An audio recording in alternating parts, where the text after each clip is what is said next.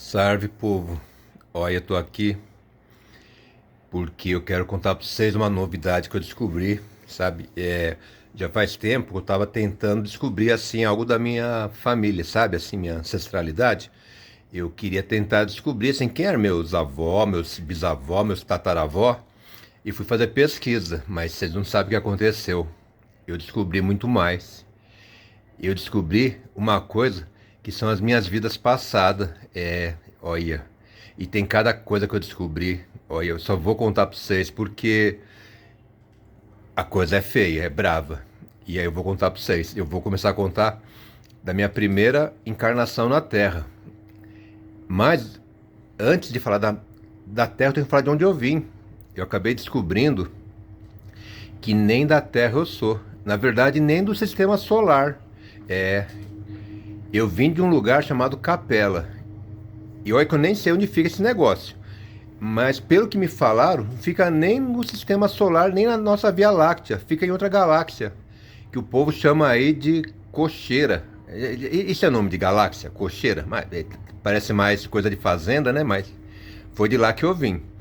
E disseram que eu era tão mal. Eu era uma pessoa assim. Pessoa não, espírito, né? Eu era um espírito assim, tão daqueles marvados, que me expulsaram de lá. Me mandaram aqui pra Terra. E a primeira encarnação minha aqui na Terra foi naquele negócio chamado de Atlântida. Dizem, né, que era um continente que ficava entre as Américas e as Europa ali, onde é o Oceano Atlântico, e que aquele negócio explodiu. Explodiu, afundou. E dizem, né, que essas lendas que contam aí de dilúvio é por causa de Atlântida que explodiu. Quando esse continente explodiu e afundou, causou uma bagunça aí no nosso clima e deu aquelas enchentes, né? Que são narradas aí, tanto na Bíblia, como também nos livros sagrados dos hindus, né? E, olha só, olha o que eu descobri. Eu fui um dos responsáveis por afundar a Atlântida. É verdade. Meu Deus do céu. Disseram aí que eu fazia pesquisa com essa coisa de energia nuclear, sabe? E a coisa foi tão brava, foi tão feia, que acabou explodindo a Atlântida e afundou.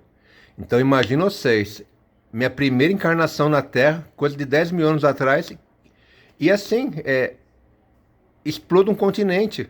Então vocês veem que esse tal de Trump aí é fichinha perante o que eu aprontei nesse planeta.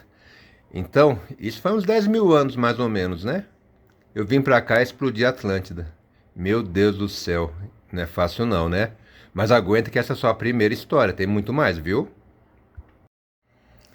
Então, povo, agora eu vou contar pra vocês da minha segunda encarnação na Terra. Essa também foi triste, viu? Assim, não explodi nada, mas a coisa foi feia. Sabe onde eu fui encarnar? Em Roma, Roma, assim, bem antes de Cristo, sabe? Até, eu acho que até a minha vida que inspirou Cristo, porque a coisa foi feia. Eu fui um soldado romano, mas não era um soldado que lutava não, sabe? Eu protegi a casa de um senador. Me colocaram para cuidar da casa de um senador que vivia viajando. E sabe o que aconteceu? Olha, eu vou contar só para vocês, viu? Eu peguei a mulher do senador e a coisa foi feia.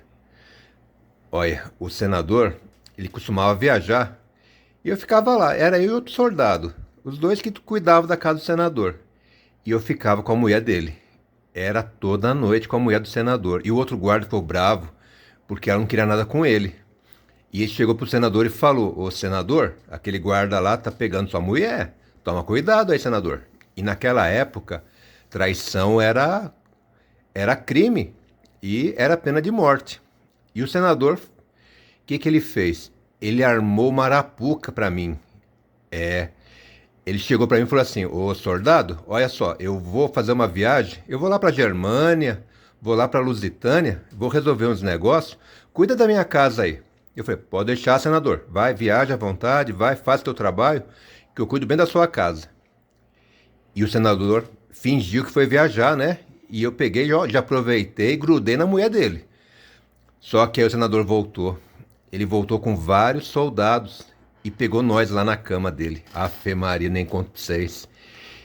Eles me levaram até uma praça pública, me bateram. Olha, assim, eu não tô comparando, mas acho que eu apanhei mais que Jesus. E me mataram em praça pública. E a mulher, coitada, ela ficou tão mal que ela tomou veneno, morreu também. E vocês sabem, né, essas coisas de reencarnação. Você acredita que já faz 3.000 anos que eu procuro essa mulher e não acho? Eu não sei onde ela está encarnada, o que, que ela está fazendo, mas quem sabe aí, né?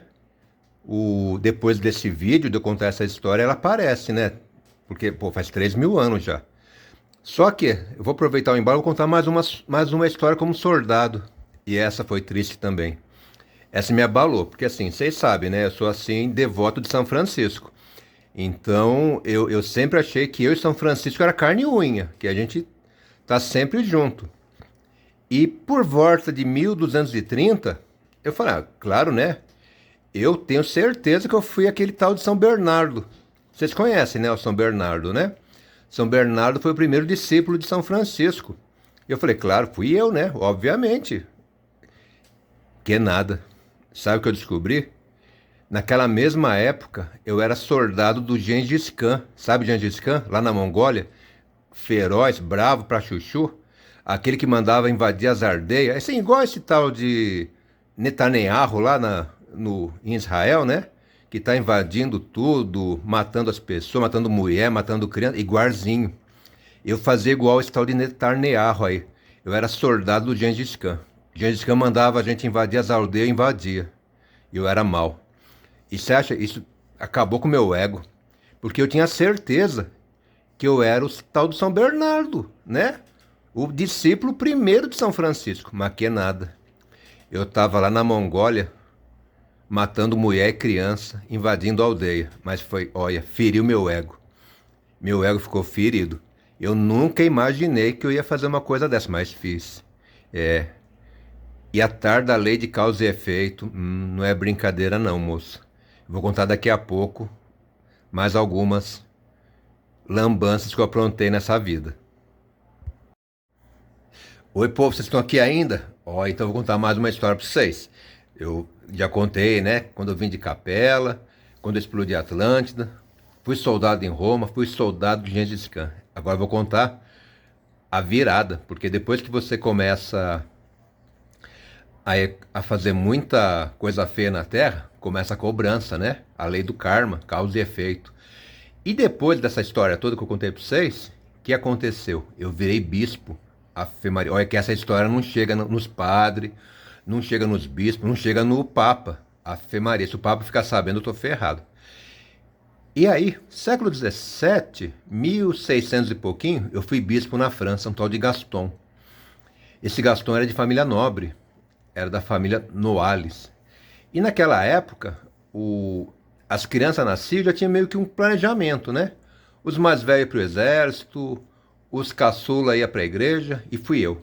Me mandaram para a igreja. E eu não tinha vocação nenhuma para a igreja. Eu até era uma pessoa boa, mas não tinha vocação nenhuma. Eu gostava mesmo, era das danças da corte. Era a época do tal de Luís XIV, aquele que fez Versalhes. E eu adorava ficar dançando nas cortes e encher o bucho. Ave Maria, cada comida boa que tinha lá na corte. E só que eu fui para a igreja. E assim, não tinha problema algum, mas sabe, eu era um bispo gay também. Então, além de gostar de encher a pança e dançar, também gostava de umas farras, sabe? E aí, o que aconteceu? Mas, tirando esse lado, né? Até que eu era um bispo meio racional, sabe? Porque naquela época, o povo de lá era fanático. Hoje em dia não tem mais fanatismo, né? Só naquela época que tinha. O povo cultuava uma tripa de carneiro achando que era o umbigo do Jesus. Você acha que pode?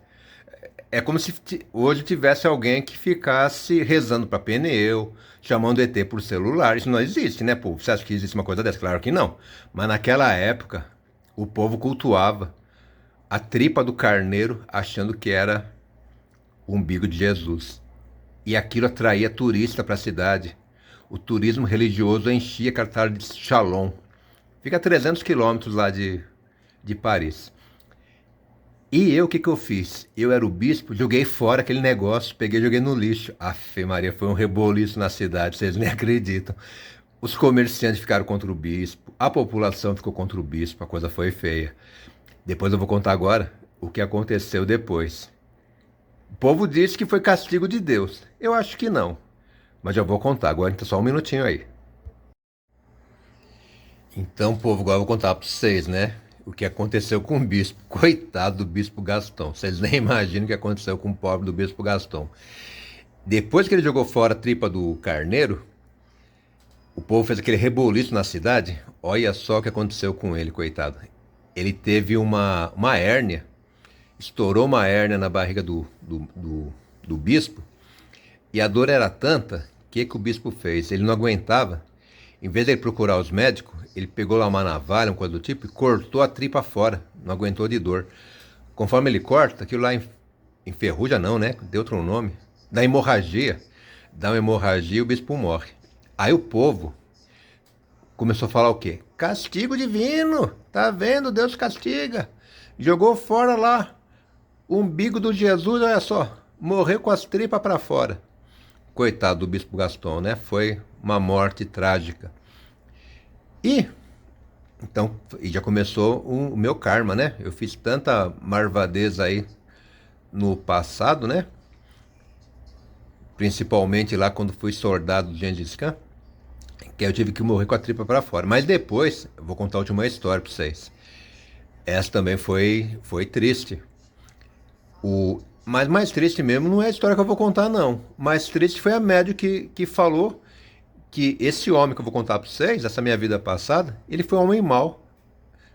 Aí, isso doeu no ego, sabe? E quem que eu era? E sabe o que eu descobri? Eu descobri que por volta de 1896, né, finalzinho do século XIX, eu nasci na Áustria, ou cidade bonita. Olha, quem não foi na Áustria, quem não foi para Viena, quer dizer, né? Quem não foi para Viena, olha, vai conhecer, porque é uma cidade muito bonita. E olha, eu vou contar um segredo para vocês.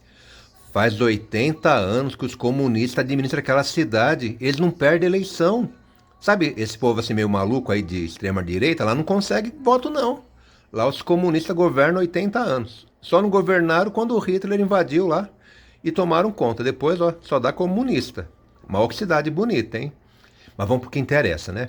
Eu nasci lá em Viena, 1896. E eu trabalhava com café. Eu importava café do Brasil para a Áustria. Além de dirigir uma empresa que fazia peça para teleférico, para bonde, para trem, essas coisas todas. E eu vim pro Brasil. Por volta de 1920, eu vim parar aqui no Brasil. E montei até uma fazenda aqui pertinho, sabe? Aqui em Barra Bonita. Uma cidadezinha aqui, bonita, né? Até no nome, Barra Bonita. Montei uma fazendinha de café lá. Só que estourou a Segunda Guerra, né? E eu voltei para as Europa. Eu fui para as Europa e virei espião. Olha isso aí, vocês acham que pode uma coisa dessa? Ô bicho burro, né? Porque não ficou aqui no Brasil, mas fui lá, fui para as Europa. Virei espião. Começava a entregar todos os segredos dos nazistas para os aliados. Só que um dia descobriram, Ave Maria, vocês nem acreditam, né? Descobriram que eu era espião, me mandaram para onde? Para um campo de concentração numa tal de Mauthausen. Mauthausen. Uma cidadezinha bonita, pequenininha ali, na Áustria, pertinho do rio Danúbio. Mas tinha um campo de concentração feio. E lá, os presos políticos, né? Então, anarquista espanhol, comunista da União Soviética, e todos aqueles que meio que questionavam o aspecto político, né? E fui para lá. E lá eu virei churrasquinho de nazista. Oh, meu Deus do céu, me jogaram no forno lá.